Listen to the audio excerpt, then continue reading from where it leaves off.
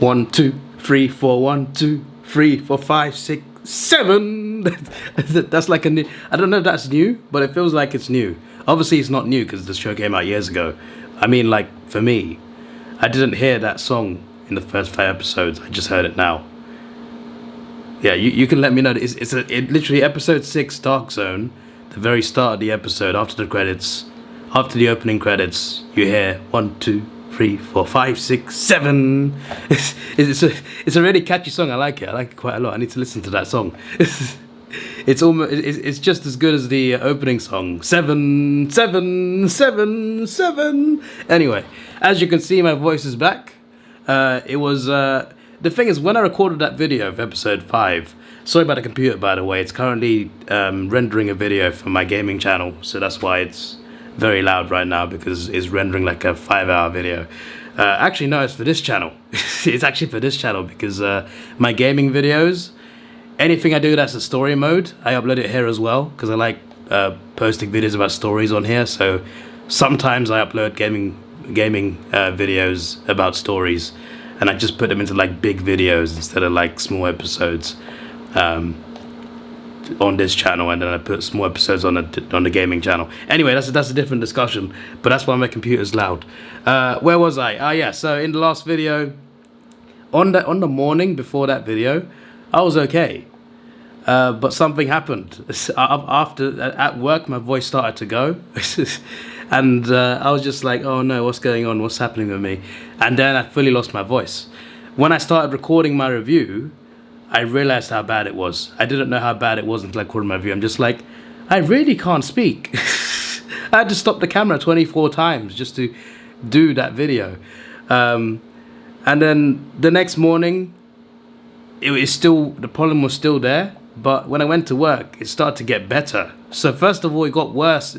The problem started at work, then work ended it. Like the day after at work, I was just like, oh, I'm starting to feel better now. And by the night time, I was okay again. This is now the night after that. So 2 nights after I recorded the episode 5 reaction. And I've still got a bit of a cough, but the sore throat is gone. And my voice, as you can see, I'm talking normally now, which is very good. So I'm definitely feeling a lot better compared to before.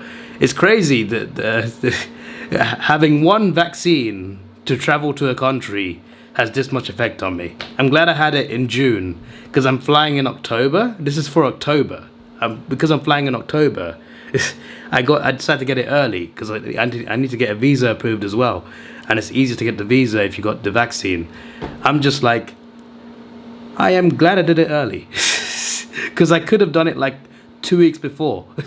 And I could have been in the same condition. I'm just like, okay, a few months gap, that's good.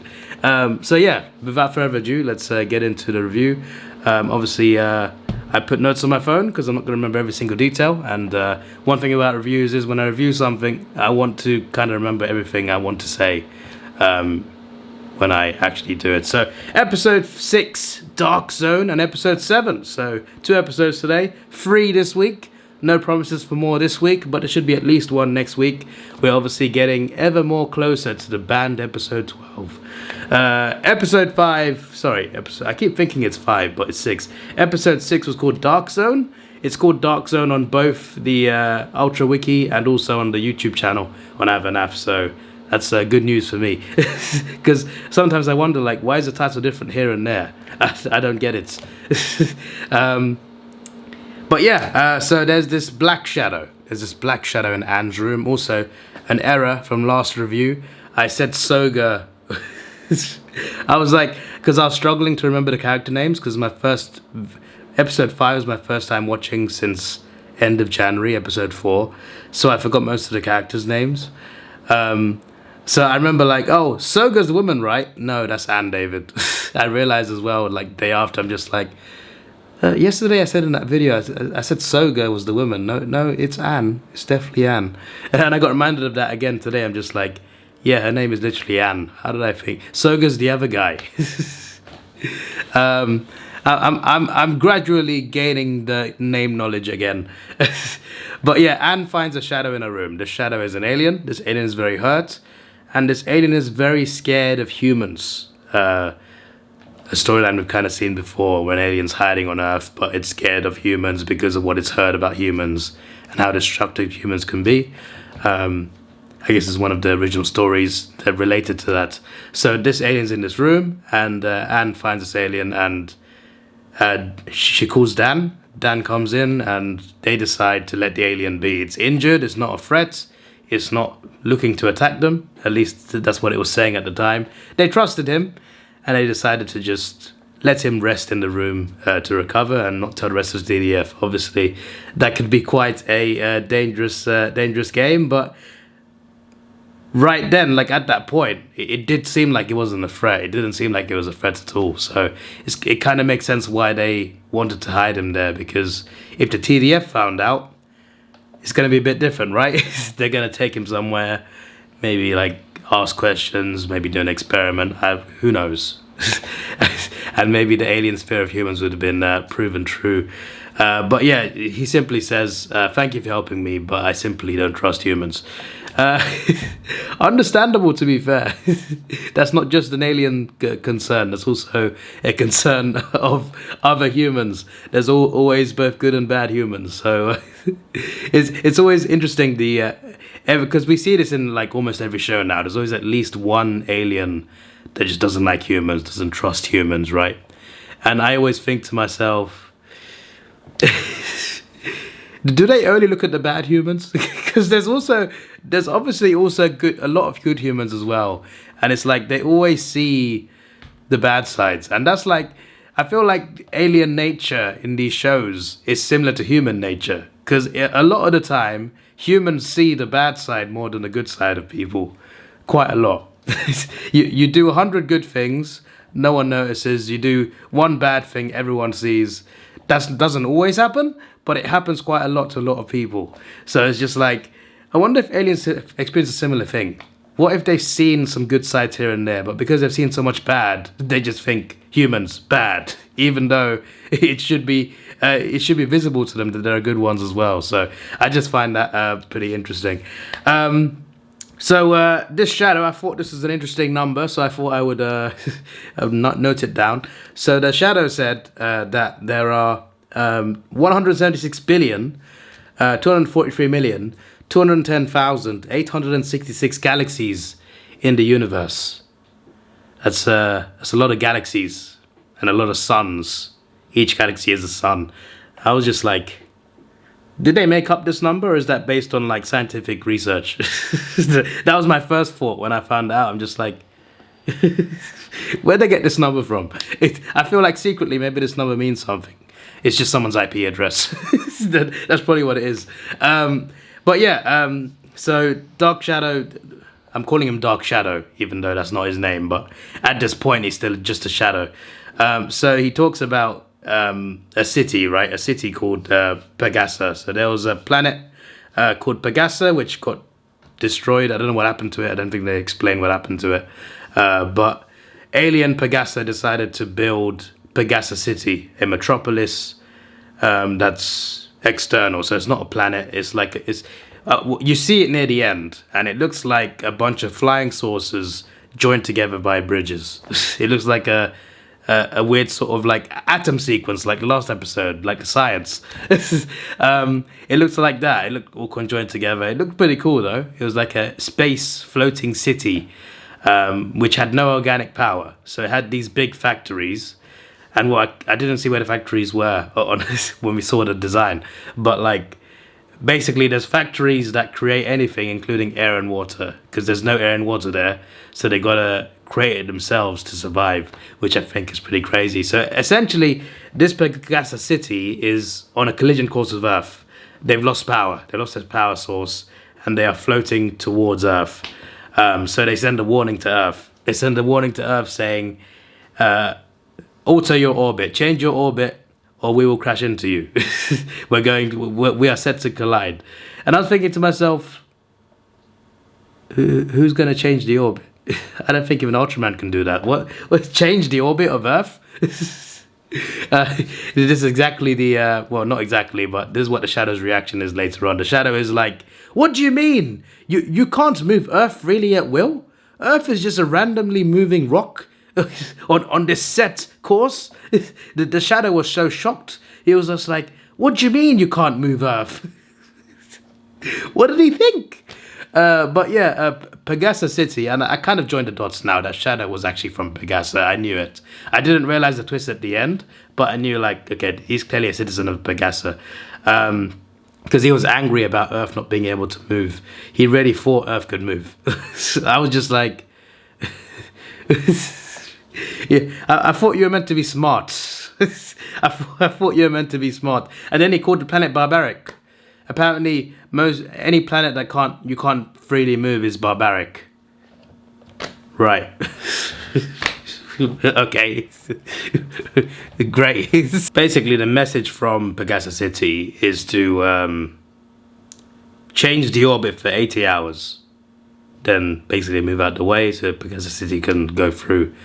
The issue obviously is they can't move Earth, so that's not going to happen. Also, Pegasa City, even though it appears very small, it's made out of a material that's 80,000 times more dense than Earth. So if it crashes into Earth, obviously it weighs a lot more than Earth. It would absolutely obliterate Earth and maybe damage Pegasa City itself. I think that would also get destroyed, to be fair. So pretty crazy, and there's not much you can do, really. So eventually Shadow starts going dark, pun intended. What happened?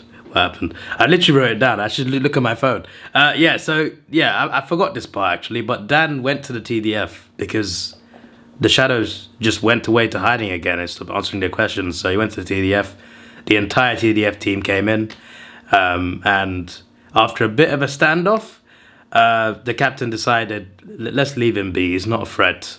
They were going to shoot him, but Dad and Anne pleaded his case, and they said, let it go. And the captain was like, fine. And I was just like, oh, that was just a short 1 minute scene where the TDF finds out that Dan and Anne have been hiding an alien in Anne's room, and then the captain decides to just let it all go. I'm just like, huh. That's interesting they put that scene in. I guess, like, once again it showed the Shadow, like, humans have that side of them as well, where they can decide not to attack after. So, like, at first it's in need of help and it's scared of humans, and two humans decide to just let it heal in peace. And then he sees this entire defense force there with guns to confront him. And then that same defense force decides not to shoot him and leave him be. Once again showed him a bit of a side to humanity he may not have known. I thought that was an interesting scene. Obviously it kind of gets undone later because it turns out that he's not as nice as it seems. So TDF, I keep thinking T stands for Tokyo, but it's not, it's terrestrial. Terrestrial Defense Force, they are ordered to destroy Pegasa City. So what happens is they launch Ultra Hawk, and then they get a message saying, stop your attack, abort. And you think, oh, maybe Pegasa City fixed their power engines, because they need to fix their power to survive as well. So Earth could move out of the way. Well, it can't, but if it did, hypothetically, they still need to, like, find power. That's still something needs to happen. So they thought, oh, maybe they found power. Nope. The answer is actually the Ultra Hawk's bomb that it has on board is not powerful enough to destroy Pegasa City. So they launch another jet from the Arctic Circle base to attack it. And they got a new mission. Ultra Hawk is tasked with going to Pegasa City and evacuating everybody, trying to get everybody out. And first of all, just like, how big is this place? Is there enough space in that one ship? It turns out, they went there and there was no one there. Like, this is where you first see Pegasa City. Obviously, I explained what it looked like earlier, but you see it quite late in the episode. And they keep asking, so Dan keeps sending radio message very emotionally, like, please respond, you're going to get destroyed. We're going to take you to Earth. You can have refuge here while you rebuild your home. Nobody answered, not a single answer. And basically as well, they got there and the attack was going to happen in 25 minutes and they needed 20 minutes to get away from the blast area. So they had 5 minutes to rescue the citizens of this city. I was like, it's not stupid because they're heading towards Earth. So if they didn't act at that time, Earth would have got destroyed, or at least, you know, something bad would happen. So they had to do it. But that's like really sad when you consider like they basically had 5 minutes. They basically had 5 minutes to rescue an entire civilization. I'm just like, that's just not fair. So yeah, Pegasus City is destroyed, and what happens is they head back to Earth. Meanwhile on Earth, the Shadow reveals himself to be Alien Pegasa. He doesn't name himself that, but that's the name of the alien in the Ultraman wiki. I'm just like, okay. I looked at the design, I thought, this guy was in a modern show. I can't remember which one. I'm pretty sure, like, I can't remember which one. Maybe it was Trigger. Maybe it was another one. I remember that design, but not the exact same design, but I remember like the head somewhere in an Ultraman show, but like a modern one, like from the 2000s or 2010s. But I can't remember which one. But I feel like I've seen Pegasa before somewhere. It just, that's what it felt like to me. I'm just like, he looks so familiar. Where have I seen him? But yeah, he appeared. He revealed himself. He didn't attack Anne, but he scared Anne, and then he escaped. And his plan all along was to destroy Earth. He wanted to save his city as well, so that part was true. He was actually heading towards Earth, and it was on a collision course, so that was all true. But he also wanted to destroy Earth anyway. Even though he had a bit of a heart, he was actually willing to let them move Earth out of the way, but they can't physically do that. So then he realized, it's not going to work. So he decides, I'm angry, I'm going to destroy Earth. And just before he even realizes that because the city's been destroyed, he's not realized this until Dan comes down and tells him. So he sends a bomb down into Earth. It digs a hole, drills a hole into Earth. Once it basically keeps going down, and once it hits the Earth's core, it destroys Earth. So Dan transforms. So here's the thing, right? So Dan transforms, he dives down, gets the bomb, flies away. Before diving down, he doesn't knock out Alien Pegasa. Like, Alien Pegasa doesn't die.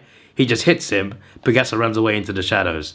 Ultraseven dives down and comes back up. And then the bomb explodes up in space somewhere in the sky. Here's my issue, right? Here's my big issue, right? Ultraseven finally transforms to take on this alien and take out the bomb. When he transforms, there are 90 seconds left in the video. 90 seconds. There are 90 seconds left in the episode. And he's transformed. So this episode was, remember I said episode 5, like it felt like a good story with a rushed ending? This was like that, but like a bit more of a rushed ending. You had 20 minutes of good storytelling. You had about 2 minutes of build up to the fight. Then you had 90 seconds of, Seven just kicked this guy, he ran away. He dives down, gets the bomb and saves the day. I'm just like, we had like a 10-second fight and then that's, what on earth? And when I say 90 seconds, it's actually less than that for the climax, because there's a scene afterwards where Dan and Ann talk about Seven.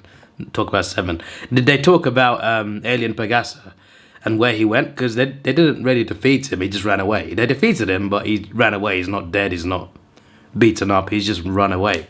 He's somewhere on Earth, he's hiding somewhere. So I thought that was quite interesting. So there was that scene as well. That's part of the 90 seconds. I'm just like, why is the ending like that? What's going on? Don't get me wrong, I still enjoyed the episode. I thought the episode was very good. Had a really good time. It's just like, to me, it's just like, you had all this build up and then the battle's done in like a minute. And it's not even a battle, it's just like a couple hits and then dive down, save the day. I'm just like, right. Interesting. But yeah, it was still a good episode. It's just that I wanted more from the ending, but it is what it is. It is interesting. Obviously, this series is very alien based, pretty much every episode. My phone just lit up because I said series and it thought I said Siri. Episode 7 was called Space Prisoner 303. I was going to talk about how obviously the series is alien based, but I was going to make a point about both the episodes, so I'll just wait till the end of this review. Space Prisoner 303. So this is about alien Curazo, Quraso. So Alien Curazo, I feel like they could have given it a different name because it's from a planet that imprisoned it. So why is he named after the planet? Surely he should have a different name, because the planet is from... He's a dangerous criminal over there. He's not like a law-abiding citizen, so it's just like... It's a bit of an insult to Planet Curazo that their prisoner's named after him. But yeah, Alien Curazo, he's Space Prisoner 303, arrives on a mini one-manned spaceship, a very, very small UFO, very, very small UFO.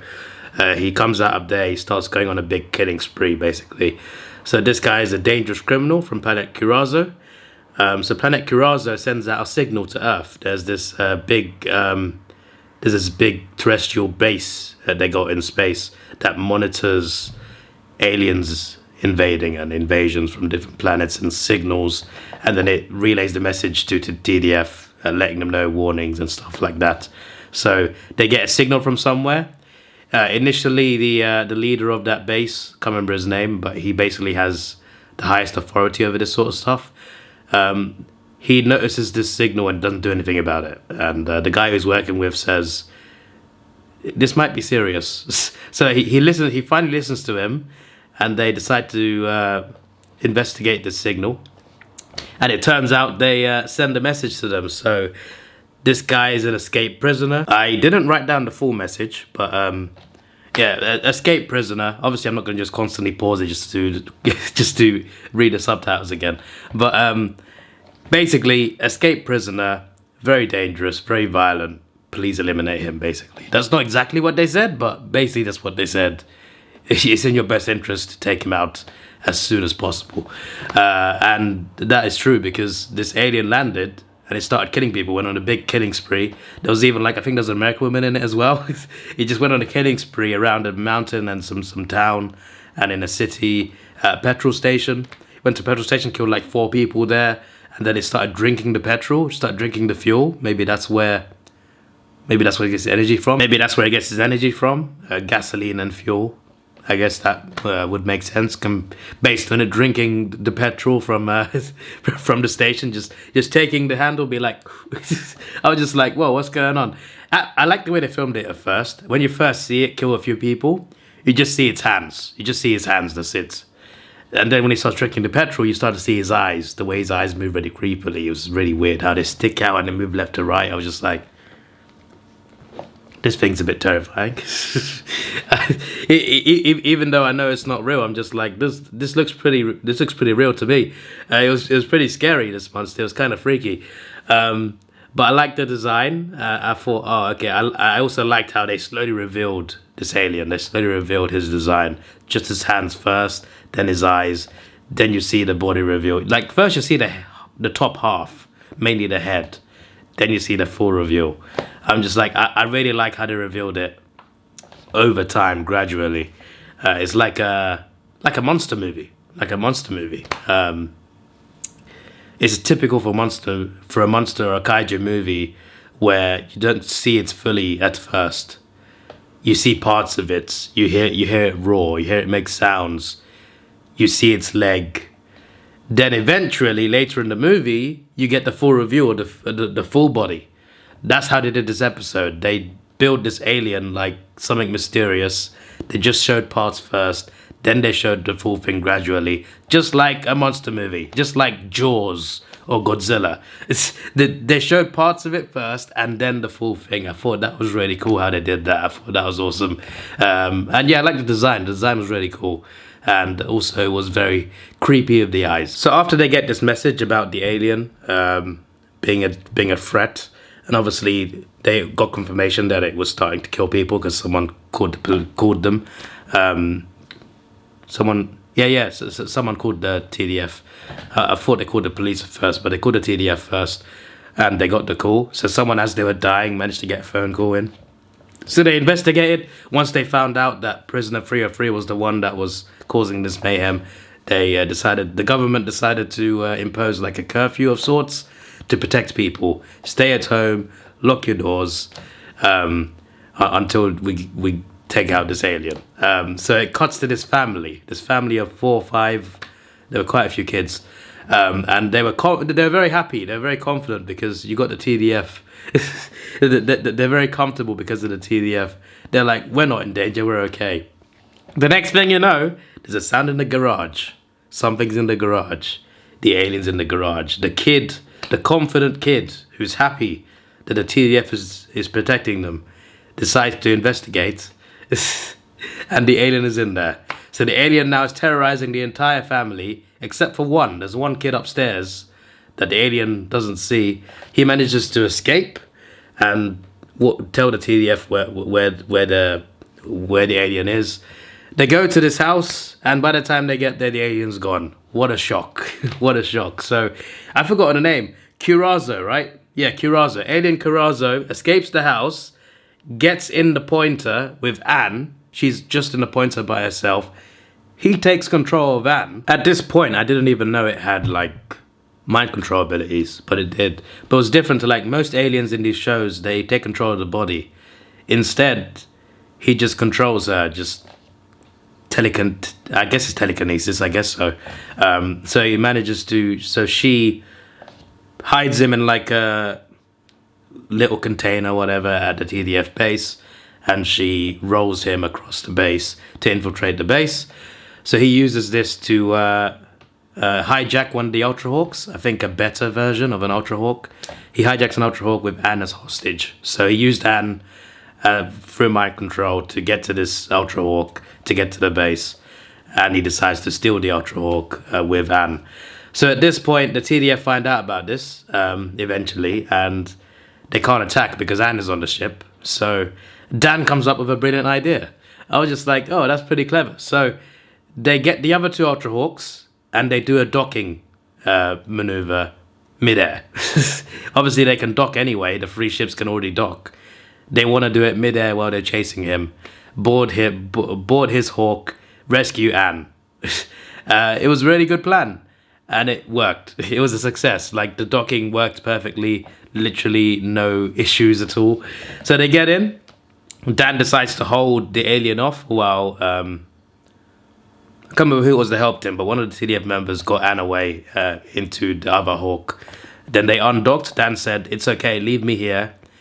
They said, "No, Dan, come with us." He's just like, "No, leave me here. I'll be okay." I don't think he said I'll be okay, but you get the point, right? He said, "Leave me here."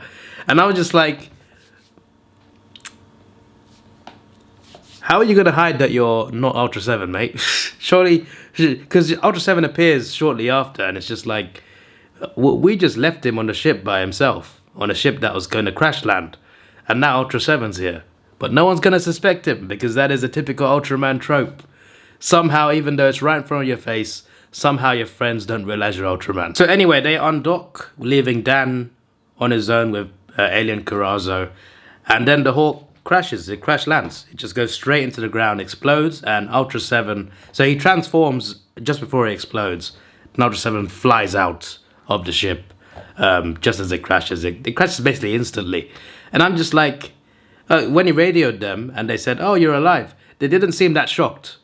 They were like, "Oh yeah, Dan definitely survived that crash landing. That happened a few seconds after. Like the jet hit the ground hard and exploded. He definitely survived that." They were not even shocked that he was alive. I'm just like, really? It's interesting. To be fair, I don't think they saw Seven. I don't think they actually saw Ultraseven. They didn't see Ultraseven fly out. They didn't see he was there at all. That is a point. That is a point. Because Seven did not have to fight him. Just like in the last episode, didn't have to fight Pegasus. He did not need to fight. I'm guessing partly because he was kind of like, drinking petrol and gasoline and fuel. Whatever he was drinking, I don't know. In England, we call it petrol or diesel. We call it a petrol station, not a gas station. Obviously, that's what they call it in America. That's probably what the subtitle said in Japan. I can't remember. But he was drinking fuel. And because he was basically... It seemed like it was made of fuel. He was surrounded by flames. So the ship had crash landed, surrounded by flames. And he got big as well. Or maybe he didn't get big size. Maybe he didn't. Maybe it's just a camera angle. You can't really tell sometimes. I need to rewatch that ending. But it's fine, it's fine. Nothing happens battle-wise. So he's surrounded by fire.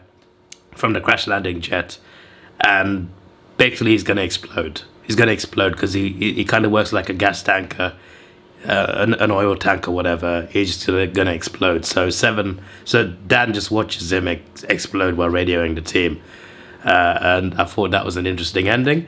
I forgot to mention as well, Planet Corazzo is somewhere beyond Pluto. That's what they said. The signal is from beyond Pluto. They said something else about 8th planet in the cosmos. I didn't write that part down. I don't know why I didn't. So yeah, the Corazzo Federal Police. That's crazy. So they sent the message. They sent another message saying congratulations on eliminating our common enemy. Enjoy your victory. That's not exactly what they said, but it's basically what they said. It's like different words, but the same sentence. Congratulations, enjoy it, basically. So this is basically like teasing. So that's what I was going to say in the after the end of the previous episode 6 review. In this video, I was going to talk about, obviously, because this series is alien based. It's based on alien invasions. Once again. It's gone now. But my phone just lit up because it thought I said Siri. For flip's sake, man. Where was I? Yeah, so obviously, a lot of this show is about alien invasion. That's basically what the show is centered around. I like the idea that they've planted a seed where there's a potential alliance with aliens now. Planet Corazzo is a potential ally. A potential alien ally from a distance. I'm intrigued about that. I hope they play a part in future episodes because I want to see that pan out. Like they set it up now, where you got a friendly alien race from another planet who can be a possible alliance, who can have a possible alliance with you. I hope they explore that in the show. I think that's an interesting concept for sure. And I think that's probably what we'll see like for a lot in the show. We'll see a mix of good aliens and bad aliens, friendly aliens and unfriendly aliens. So an alliance with a planet, a potential alliance with a planet, I think lines up with that really well. So I think that's really cool because they'll get alien invasions, but also Ultraman is not the only good alien that they know. So I thought that's also quite cool. So hopefully they revisit this Planet Corazzo thing again. I really hope that's the case. So yeah, I thought that was good. I thought that was good. Both episodes were good. I think episode 7 felt a lot less rushed. I think episode 7 felt like it was the right amount of time for everything. I didn't even need a battle out of episode 7. Like I think episode 7 ended perfectly. I think it worked really well. And episode 6 was great as well. That was a great episode too. It's just that the ending felt way too rushed. This one, I think everything felt like really good pace-wise. And I think it ended quite well. So I thought that was pretty fun. I think I enjoyed 7 the most out of the last 3. And that's like, when you consider 7 did not have a fight scene really. I normally look forward to the fight scenes. And I literally said in episode 6, why is the fight scene 90 seconds? It wasn't even 90 seconds, like a minute. It was like 10 seconds. I was complaining about that. But this episode, no fight scene at all. And I was just like, oh, this is great. So maybe it's just the way it's paced. Maybe it's just the way the story is told. That's the thing. But yeah, I still like the episode. I just like episode 7 more. I just really liked how they did like this creepy monster that you can't really see. Then you eventually see it. And I like how it's like a rogue prisoner from an alien planet. That's a really bad murdering criminal. I like that concept as well. And it also births a potential relationship between Earth and another planet. So that was really cool. So yeah, I'm looking forward to watching 8 very soon. Hopefully it'll be next week. But yeah, as I said, I can't make any promises. But obviously, because I don't make promises, when I do make an episode like this, obviously you can be surprised because you're not expecting this week. So sometimes I can get the time for a nice surprise. So yeah, it's currently Thursday. It's Thursday almost 4 a.m.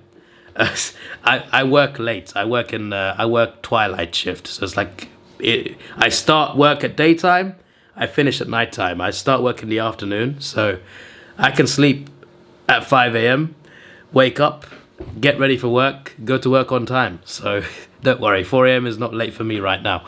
But I'll probably just, it's Thursday right now, so I might go to bed in a bit, so I'll probably edit this for another day, so you should see this hopefully on Friday, if not Saturday. One of the two. This is your boy Davidoff. Please like, share, subscribe. Thanks for watching. Have a good day and goodbye. Let's take it slow. Where you go, I go too. And if you hit the bottom, I'm going down with you. Let's take it slow. Who cares where we gotta be?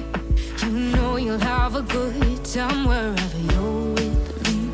Let's take it